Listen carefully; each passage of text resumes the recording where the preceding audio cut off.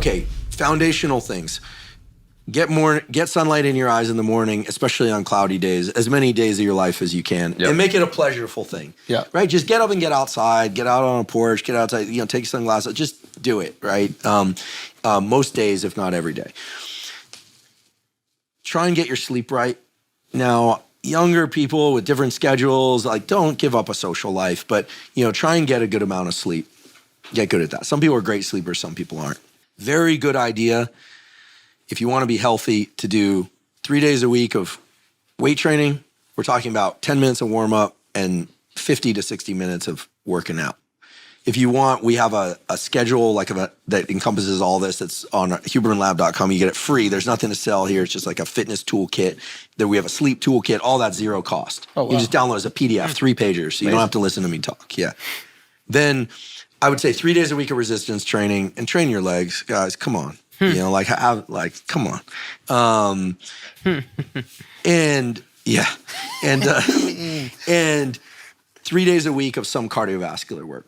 People might say, well, listen, I'm in my 20s or 30s. I'm not worried about it. It's not about being worried about a heart attack. It's about maintaining blood flow to everything. What is some cardiovascular? Okay, so I think 1 day a week, you take a long, slow jog or pedal on the bike or treadmill or swim, whatever your favorite thing is. If you want to make it social and you're out with somebody, you could literally get one, wear a weight vest for a hike if you want to make it harder. But you could skip rope, whatever. The other cardio day, sprint. It's real easy. Find a patch of land, sprint for 30 seconds to 45 seconds, then walk back for a minute to 90 seconds, sprint again, do that 5 to 10 times. By the end, you will have increased your speed, your VO2 max, your output. And then another day, do something fun I got a friend, he's a musician. I won't name his name. He's a well-known musician. He's really into Pilates right now, probably for a bunch of reasons. Loves Pilates. He's like, I'm loving Pilates. And then he's Pilates.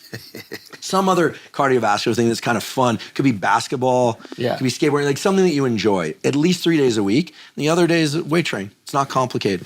And then 1 day a week, just take off as a recovery day. And the way to organize this so that your legs recover in time for the sprint day and your sprints are kind of double as a leg day. We have an episode on this called Toolkit for Fitness. You don't have to watch it. We'll just have our fitness toolkit, lays out the schedule, exercise selection, rest sets, all that. Super easy. It's minimal time commitment.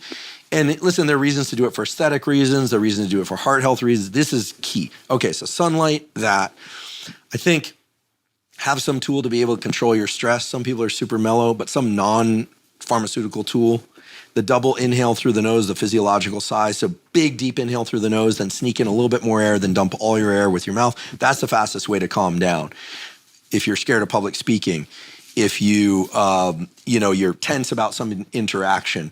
And listen, if I can't bring you on board with that way, listen, I'll just be very direct. You want to delay orgasm. It works for that too. Because remember, orgasm is an increase in what we call the sympathetic tone of the nervous system. It's actually kind of like the stress response. And then comes the relaxation afterwards. So, it's sort of if you need an incentive. For real. Well, and in the tantric community, they talk about using this type of breathing for couples to be able to have sex for long periods of time, to be able to explore the different forms of sensual connection. So there you go, physiological side. I had a joke about that. Oh, yeah, that's crazy. Well, there is something called retrograde. You know about the retrograde ejaculation thing, right? No. Well, this is crazy. So and I have a story that you have to be careful with this, not to get too wild with this. So there is this thing about, there's a lot on the internet about semen retention and chi, right? Yeah. After orgasm, here we're talking about males and females, but in males, after ejaculation, there's an increase in the hormone prolactin, which makes you very mellow.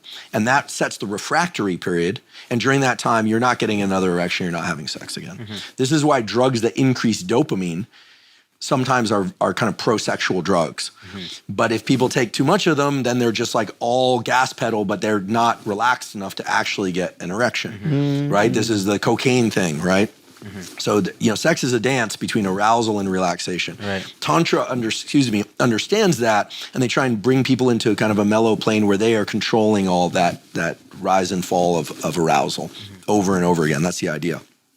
So there is this notion of certain Asian cultures have talked about retaining chi by, instead of allowing semen to leave the body during orgasm, they there's a practice of pulling it back in by inhaling and clamping essentially the muscles around the prostate.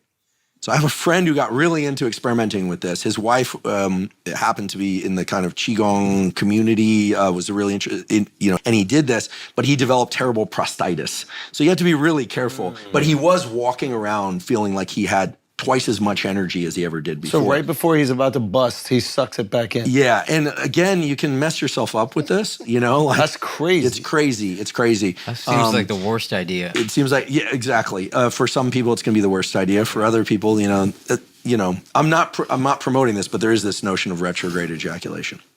Do you ever let it out? Do I personally? No, yes. No. Yes. No. Do you, like, when you retrograde, do you ever actually ejaculate? They do. They recommend they do it like like once a week or something like that. I mean, a lot, as long as we're on this topic, if you do want to get your partner pregnant, stay out of hot tubs and saunas in the 60 days preceding that. 60 days sperm. But you can put an ice pack between your legs if you want to keep your testicles cool. There's a reason why the scrotum moves. Yeah, because you keep the sperm at a certain temperature. Hot tub, saunas. Yeah, 60 days before trying to conceive. Yeah, and it's not a good form of birth control either, because I think plenty of people have been conceived in hot tubs and saunas. Yeah. I don't know the exact number, but let's assume. So we got sunlight. We got somehow we got into retrograde ejaculation. We got sunlight, exercise, stress control through physiological, the double inhale, long exhale through the mouth. Try and be a nose breather and not a mouth breather. Listen, I also think it's a really good idea, in addition to seeking good social connection, et cetera, I think it's good to have some practice that makes you more resilient. And I'm a big fan of cold showers and ice baths and cold. They have great banyas here in New York. Yeah. And, put yourself into uncomfortable cold 3 or 5 days a week. It's not about the metabolism increase as much as is the mental training of doing something that sucks. I mean, David Goggins has this right. And actually, this brings us back to this the importance of story. I mean, David is a guy who just keeps pushing himself to do the hard thing. But I think the reason he's so effective as a communicator is because we understand that he had to go through a journey that was incredible, from being this 300+ pound guy to that, and he's still doing it. So we're like in his story. He's still going.